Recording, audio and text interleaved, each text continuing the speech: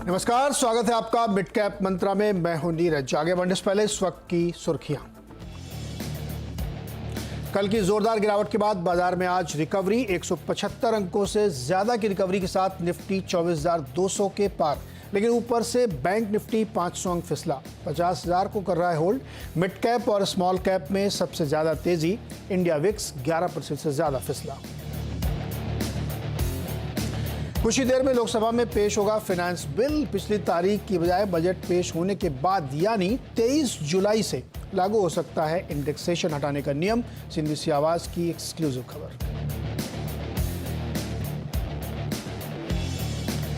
$32,000 करोड़ के GST demand मामले में इन्फोसिस को नहीं मिली कोई राहत। सूत्रों के मुताबिक टैक्स मामले में छूट पर कोई विचार नहीं। टैक्स देनदारी नियमों के मुताबिक, रॉयटर्स के हवाले से खबर। बांग्लादेश में तख्ता पलट से चुनिंदा भारतीय कंपनियों पर असर। बांग्लादेश में एक्सपोजर से मैरिको करीब 3% फिसलकर बना वायदा का टॉप लूजर। वहीं टेक्सटाइल कंपनियों में अच्छी रौनक। गोकुलदास एक्सपोर्ट्स, KPR मिल्स और अंबिका कॉटन जैसे शेयर्स में 7 से 15% का उछाल।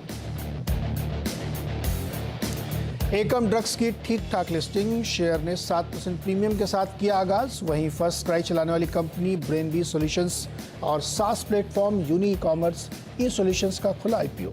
साथ ही ओला इलेक्ट्रिक का IPO आज होगा बंद, अब तक सिर्फ 1.25 गुना भरा। नतीजों के लिहाज से आज बड़ा दिन। कमिंस, ल्यूपिन, TVS मोटर्स और वेदांता समेत वायदा की 12 कंपनियां पेश करेंगे अपने रिजल्ट्स। 25% बढ़ सकता है TVS मोटर्स का मुनाफा, मार्जिन में भी सुधार संभव।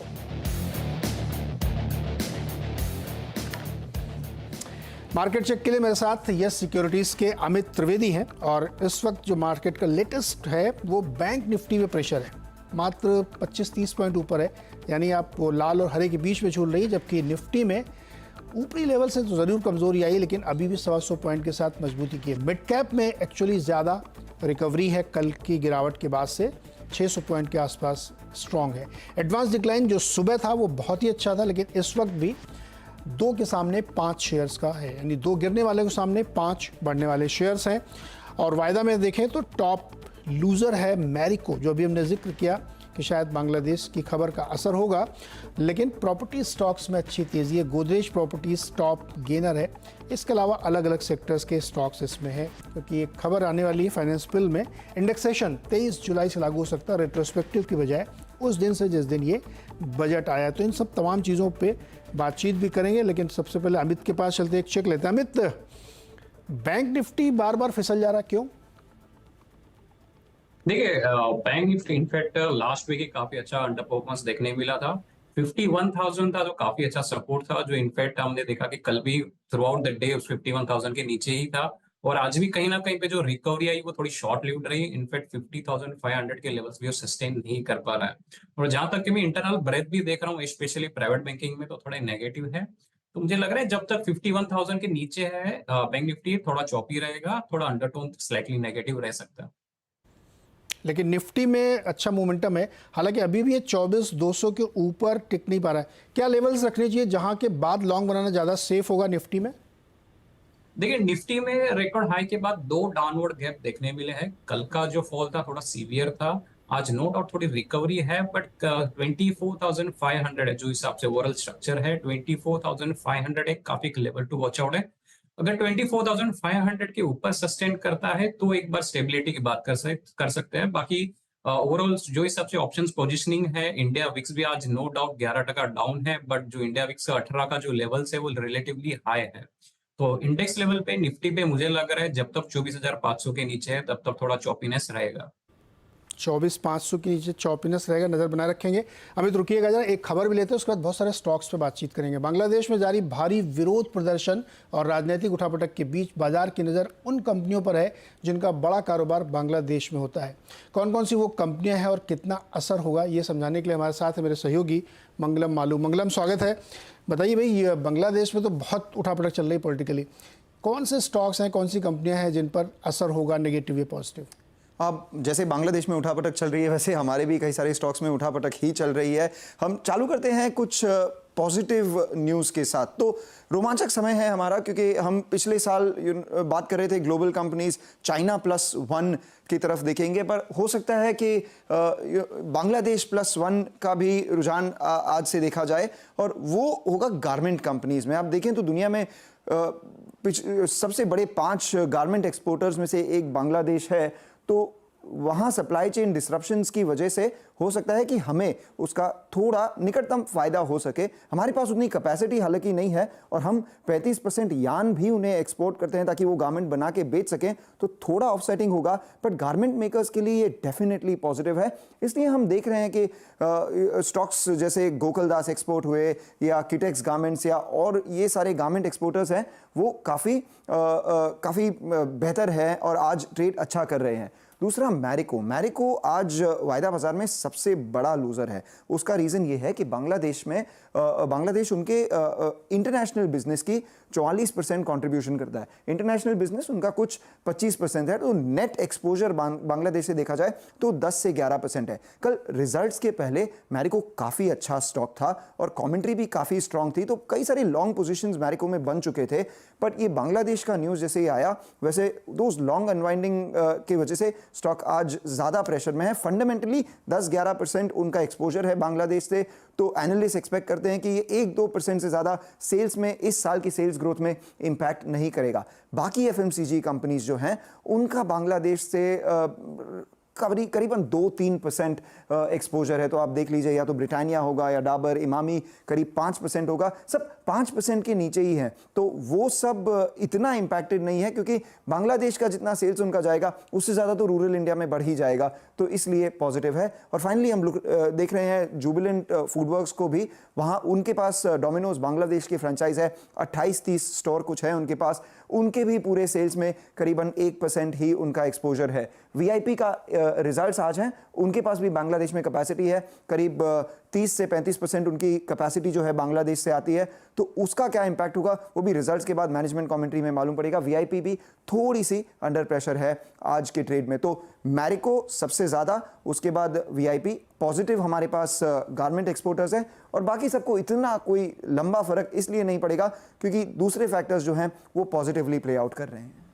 इंटरेस्टिंग है, अगर आप मार्क्स एंड स्पेंसर या H&M के स्टोर में जाएं, अगर आपने शॉपिंग की होगी तो उसमें मेड इन बांग्लादेश के कपड़े आपको भरपूर मिलते हैं, और वो होने तो मतलब आप ये कह रहे हैं कि बांग्लादेश +1 का मतलब ये हुआ कि जो भारतीय कंपनियों ने वहाँ बहुत सारी यूनिट लगा रखी थी या दूसरे देशों की कंपनियों ने, वो अब इधर शिफ्ट होंगी, क्योंकि कोई भी आदमी पॉलिटिकल अनरेस्ट या बहुत डिस्टर्बिंग कंट्री में निवेश करना नहीं चाहता। बिल्कुल बिल्कुल।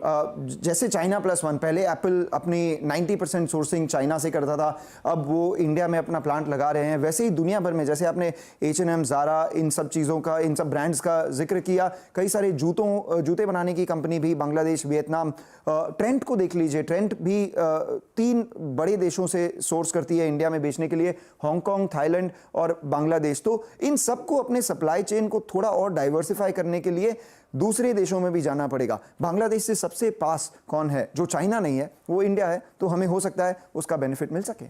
बिल्कुल मंगलम, और सरकार को इसका फ़ायदा ज़रूर उठा लेना चाहिए, जैसा कि मौका है तो उसका फ़ायदा उठाना चाहिए, इंडस्ट्री को भी ध्यान रखना चाहिए। मंगलम, बहुत बहुत शुक्रिया ये जानकारी शेयर करने के लिए। और बहुत सारे स्टॉक टेक्सटाइल के हाथ जहाँ पे बड़ी तेज़ी देखने को मिल रही है, उसमें खासतौर पे अगर आप बेंगलोर की कंपनी को देखेंगे, गोकुलदास एक्सपोर्ट, ज़बरदस्त तेज़ी है, 15% स्टॉक ऊपर है। KPR मिल में 14% की तेज़ी है। अमित, कोई टेक्सटाइल स्टॉक आपको इस समय लग रहा है जो बहुत बढ़िया रैली और यहाँ से बन सकती है, इस पर नज़र रखनी चाहिए? देखिए, इनफैक्ट मैं गोकुलदास एक्सपोर्ट ही देख रहा था उसका, क्योंकि ओवरऑल स्ट्रक्चर जो है पॉजिटिव है। No doubt multi month consolidation देखने मिला था, लेकिन कंसोलिडेशन के बाद 1020 के जो उसने हर्डल है उसने सरपास किया है, और वो भी on a comparatively higher volumes. तो जो हिसाब से ओवरऑल स्ट्रक्चर है, मेरे हिसाब से गोकुलदास एक्सपोर्ट्स में ध्यान रखना चाहिए। अपसाइड पोटेंशियल की बात करें तो ऊपर में 1150 से लेके 1200 तक के लेवल जो है वो आ सकते हैं। अमित, अदरवाइज आपकी टॉप ट्रेड्स क्या है इस वक्त, अगर आपको कोई ट्रेड लेना हो तो? देखिए, IGL में ध्यान रख सकते हैं, काफी स्टेबल काउंटर है। रिसेंटली थोड़ा कंसोलिडेशन में था, लेकिन 520 510 के लेवल्स अच्छे से होल्ड करके मुझे लग रहा है अभी ऊपर में अच्छा खासा एक रैली आना चाहिए IGL में। सो करंट मार्केट प्राइस पे बाई करके 520 का इनफैक्ट स्टॉप लॉस रखना चाहिए। ऊपर में टारगेट की बात करें तो 600 तक आ सकता है IGL। 600 रुपये तक का IGL का टारगेट बन सकता है, और रडार पे इसको ज़रूर रखना चाहिए। अमित, बहुत बहुत शुक्रिया मेरे साथ जुड़ने के लिए, बातचीत करने के लिए। एक छोटा सा ब्रेक और ब्रेक के बाद बातचीत करेंगे GSFC के मैनेजमेंट से। कंपनी के नतीजे आए हैं और वीक नतीजे दिख रहे हैं, क्यों नतीजे कमज़ोर हैं, क्या अंदर खबर है, उस पर बातचीत करेंगे कंपनी के CFO SK वाजपेयी से।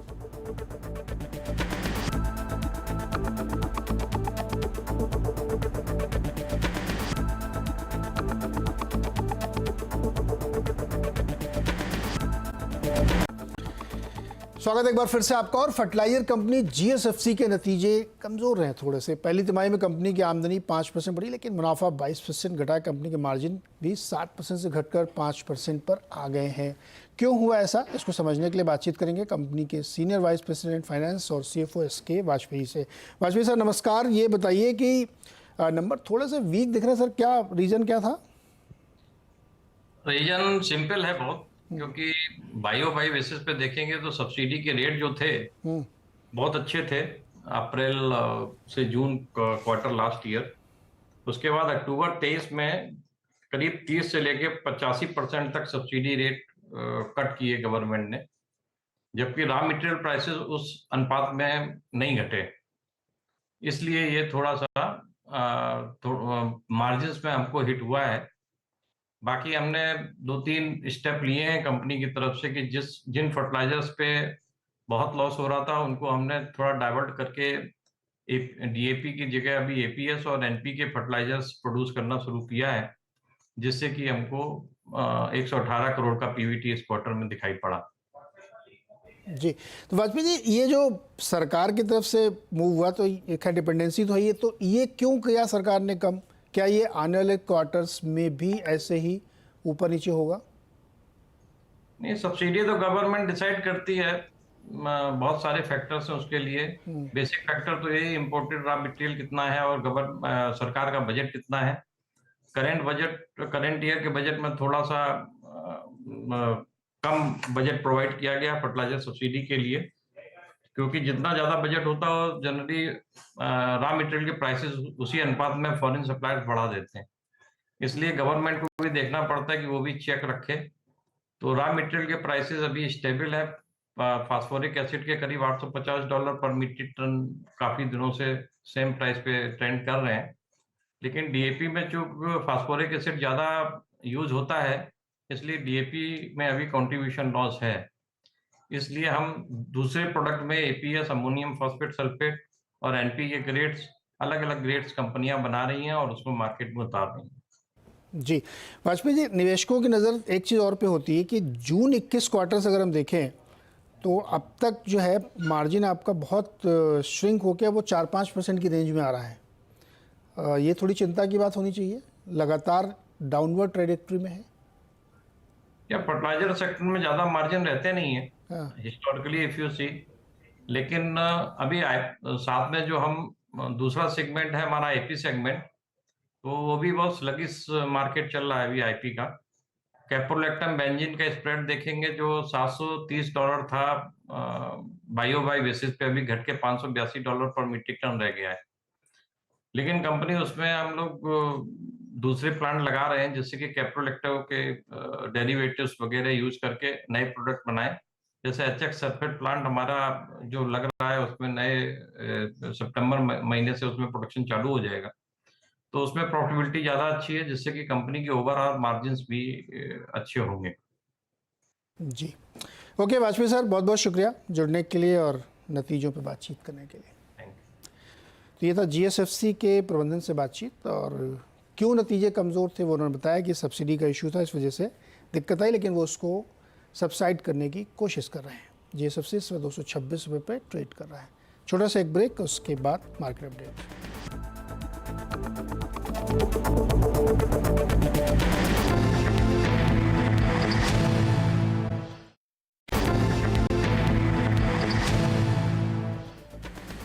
स्वागत है एक बार फिर से। अब एक खबर, वायनाड लैंडस्लाइड से केरल के लोगों पर आफत का पहाड़ टूट पड़ा है। इस मुश्किल घड़ी में रिलायंस फाउंडेशन वायनाड के लोगों के साथ मजबूती से खड़ा है।